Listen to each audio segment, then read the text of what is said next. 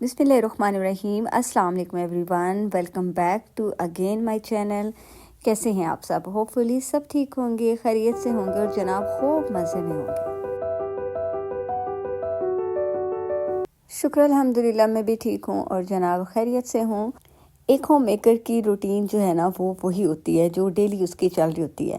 पर अगर हम चाहें तो हम इसको जो है स्ट्रेस फ्री और बोरिंग के बगैर भी कर सकते हैं। ज़रूरी नहीं कि डेली हम सारे ही काम करें और ज़रूरी नहीं कि डेली हम अपने आप को जो है वो परफेक्ट रखने की कोशिश करें और घर को जो है वो परफेक्ट रखें। कभी कभी ऐसा भी होता है कि हमारा दिल चाह रहा होता है कि हम जो है कोई काम ना करें, पर मजबूरी ये होती है कि as a mother, as a homemaker आपको जो है थोड़ा बहुत जो है अपनी रूटीन में आपको हिलना जुलना ही पड़ता है, क्योंकि आपके बगैर ये समझ लें कि घर जो है ना वो नहीं चल सकता। सो माय डियर लेडीज़, उठिए और जितना सा काम करने को दिल करता है बस उतना ही कीजिए। अपने ऊपर एक्स्ट्रा बर्डन मत डालें। और परफेक्शन, ऑल टाइम परफेक्शन जो है ना वो ज़रूरी नहीं होती। सम टाइम ऐसा होता है कि आप थोड़े से लेज़ी भी होते हैं, आपका कोई काम करने को दिल नहीं चाह रहा होता, पर जब आप एक दफ़ा उठकर काम स्टार्ट कर देते हैं तो आपकी बॉडी में जो है ना एक अलग किस्म की एनर्जी जो है ना वो आ जाती है। सो माय डियर लेडीज़, अगर आपने अभी तक जो है अपना किचन साफ़ नहीं किया तो उठिए और मेरे साथ मिलके किचन को साफ़ कीजिए। अच्छा तो जनाब, यहाँ पे मैं नाश्ते से फ्री होने के बाद मेरा सबसे पहला काम ये होता है कि मैं अपने किचन को जो है ना वो नीट एंड क्लीन कर देती हूँ। और आपको किचन का जो स्टोव है वो आपको डेली बेसिस पे ही साफ़ करना चाहिए। फिर ये होता है कि इतना ज़्यादा गंदा भी नहीं होता और जल्दी जो है ना वो क्लीन हो जाता है। और यकीन मानिए कि जब आपका किचन और स्पेशली स्टोव साफ़ होता है तो आपको जो है ना कुकिंग करने का भी मज़ा आता है। तो इसलिए मैंने सबसे पहले जो है, मैं हमेशा मेरी ये कोशिश होती है कि मैं नाश्ते से फ्री होने के बाद जो है सबसे पहले अपना किचन साफ़ करूं और बर्तन जो है वो वॉश कर दूं। तो एक दफ़ा जब आप किचन साफ़ कर देते हैं तो फिर एटलीस्ट किचन में जो है आपके सफाई वाला काम जो है वो नहीं होता। बस आपने डेली रूटीन की जो कुकिंग होती है वही करनी होती है, और कुछ एक्स्ट्रा काम जो होता है वो आप तभी किचन में कर लिया करें जब आप किचन में कुकिंग कर रहे होते हैं। किचन से फ्री होने के बाद मेरा जो नेक्स्ट टास्क होता है वो होता है टीवी लाउंज की सफाई करना। मतलब उसको डस्टिंग, और जो उसमें चीज़ें जो हैं इधर उधर बिखरी होती हैं। बच्चे ओबियसली सुबह स्कूल जाते हुए कुछ बुक्स इधर उधर रख जाते हैं, या उनकी कोई चीज़ें जो हैं इधर बिखरी पड़ी होती हैं। तो सबसे पहले मैं जो हूँ उनको समेटती हूँ। डाइनिंग एरिया जो है वो क्लीन करती हूँ, क्योंकि घर में टीवी लाउंज और डाइनिंग एरिया जो है वो एक ऐसी जगह होती है कि जो ऑल टाइम यूज़ हो रही होती है। तो किचन के बाद मेरा सेकंड नंबर जो होता है या सेकंड टास्क जो होता है वो यही होता है कि मैं टीवी लाउंज और डाइनिंग एरिया को जो है वो अच्छे से क्लीन कर दूं। आप यकीन मानिए कि ये दो काम अगर आप कर लेना तो आधे से ज़्यादा काम जो है ना आपका हो जाता है, और आपका घर भी जो है वो सिमटा हुआ और साफ़ सुथरा जो है ना वो नज़र आ रहा होता है। टीवी लाउंज के सोफ़े के ऊपर मैं हमेशा जो हूँ उसके ऊपर थ्रोज़ या मोटी लाइनिंग वाला जो कपड़ा होता है वो ज़रूर डालती हूँ। उससे ये होता है कि आपके सोफ़े जो है ना वो नीट रहते हैं। और जैसे अभी विंटर्स है तो मैं थोड़ा सा मोटी लाइनिंग वाला जो कपड़ा होता है वो डालती हूँ। और गर्मियों में जो है वो आप गर्मियों में जो जैसे खेस होते हैं, पुरानी बेडशीट्स होती हैं, वो भी डाल सकते हैं। उससे ये होता है कि प्रोटेक्ट रहते हैं आपके सोफ़े, और बस आपने इनको उतारा और वॉश करके तो दोबारा से जो है वो डाल दिया। क्योंकि ओबियसली बच्चे बैठते हैं तो समटाइम सोफ़ों के ऊपर कुछ ना कुछ ज़रूर गिराते हैं। तो अगर ये छोटे छोटे काम जो है ना वो हम करके रखें तो आप यकीन मानिए कि घर जो है ना वो साफ़ सुथरा नज़र आता है। और डस्टिंग जो है वो मैं अल्टरनेटिव डेज़ में जो है वो करती हूँ। क्लीनिंग में डस्टिंग जो है ना मैं कहती हूँ कि एक बहुत ज़रूरी इम्पैक्ट देता है आपके घर की सफाई का, क्योंकि मैंने कुछ घर ऐसे भी देखे हैं, यकीन मानिए इतने महंगे महंगे शो पीस ला कर जो है बस प्लेस कर देना घर में, ये बात बड़ी नहीं होती, बल्कि ये बात होती है कि आप जो है ना उनकी केयर कैसे करते हैं। वॉल हैंगिंग जैसे होती हैं, हफ्ते में एक बार जो है उनकी डस्टिंग भी बहुत ज़रूरी है। अगर आपने शो पीस घर में रखे हुए हैं तो उनकी डस्टिंग जो है वो करते रहना चाहिए। उस तभी वो चीज़ें जो है ना वो आपके घर को खूबसूरत लुक दे रही होती हैं। अदरवाइज़ अगर आपने सिर्फ ला के मार्केट से परचेज़ करके और सिर्फ डंप करके रख दी हैं और कभी उनको जो है डस्टिंग की ही नहीं, तो वो उनके ऊपर जितनी डस्ट अटी हुई होती है ना फिर वो उतनी ही बैड लुक जो है ना वो दे रहे होते हैं। तो इसलिए इन चीज़ों की डस्टिंग जो है ना वो बहुत ज़रूरी है। हार्डली मुझे जो है आई थिंक 1 आवर लगा था और मेरी टीवी लाउंज की जो है वो सारी डस्टिंग हो गई थी। और सारी चीज़ें जो इधर उधर बिखरी हुई होती हैं वो मैंने सेट करके तो अपने अपनी जगह पे रख दी थी।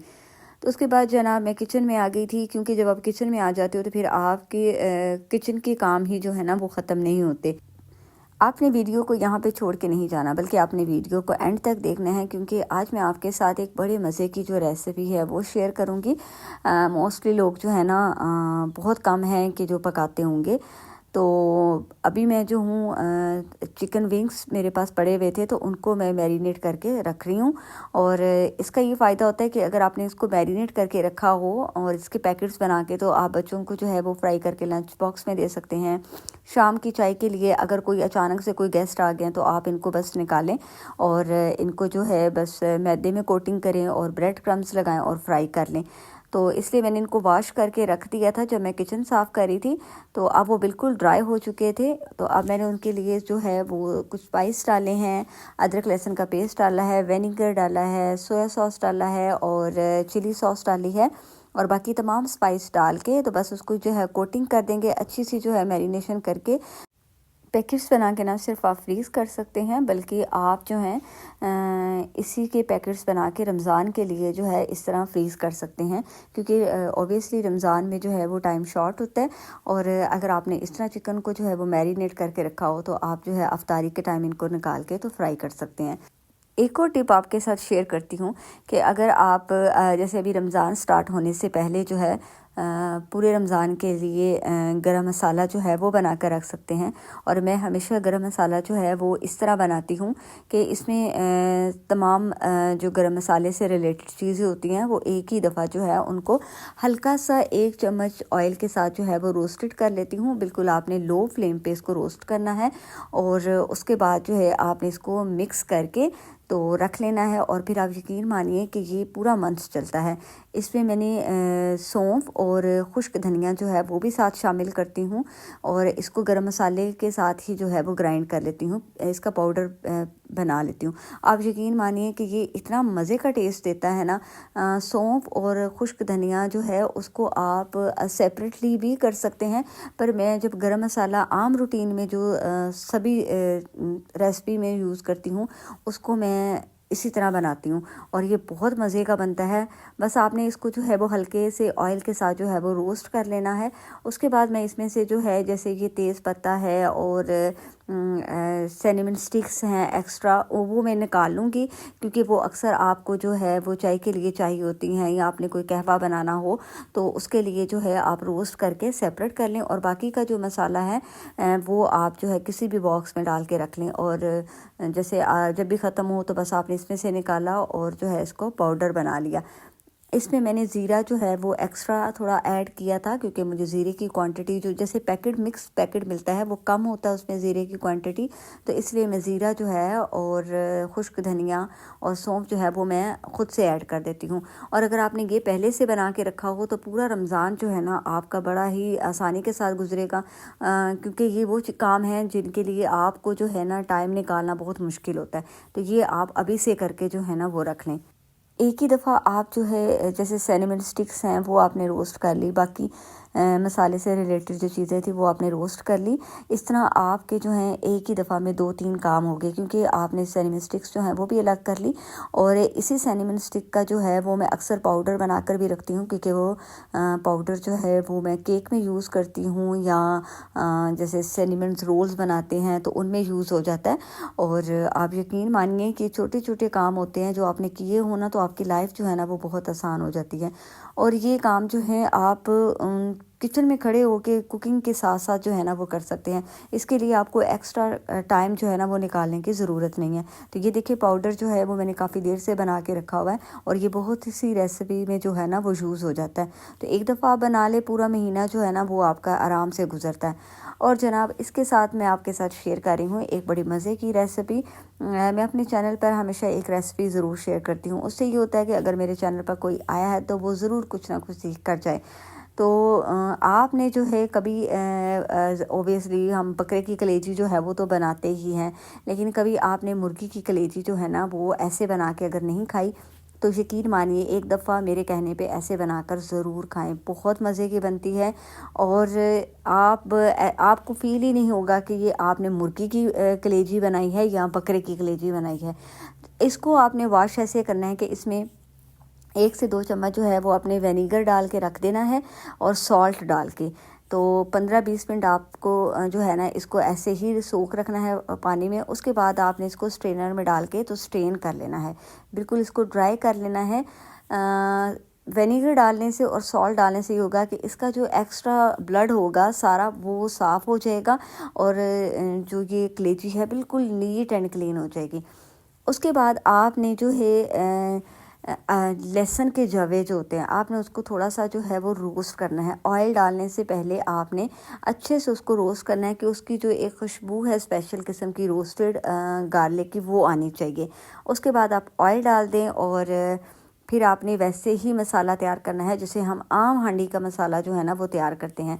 प्याज को लाइट ब्राउन कर लेंगे और जैसे ही प्याज जो है हमारा लाइट ब्राउन होगा तो हम इसके अंदर जो है ना वो कलेजी को शामिल कर देंगे। आपने कलेजी को ऑयल में अच्छे से जो है ना वो फ्राई करना है ताकि कलेजी की जो खुशबू है वो ख़त्म हो जाए। अब यहाँ पे आपने फ्लेम को जो है वो हाई रखना है ताकि कलेजी का जो भी ब्लड है या पानी है वो सारा ड्राई हो जाए। उसके बाद मैंने इसके अंदर सब्ज़ मिर्च और 2 टमाटर जो हैं वो चॉप करके डाल दिए थे। अब कलेजी जो है वो क्योंकि उसका अपना पानी तो जो है वो बिल्कुल ड्राई हो चुका है, अब उसमें मज़ीद पानी शामिल करने की ज़रूरत नहीं है, बल्कि टमाटर का जो पानी है उसी से कलेजी जो है ना वो गल जाएगी। और उसके बाद हम जो तमाम स्पाइस जो हम ऐड करते हैं आम रूटीन में जो स्पाइस यूज़ हो रहे होते हैं घर में, वही स्पाइस आपने इसमें ऐड करने हैं। थोड़ा सा स्पाइस के साथ इसको फ्राई कीजिए और उसके बाद जो है इसको 5 से 10 मिनट के लिए लो फ्लेम पे लिड लगा दें।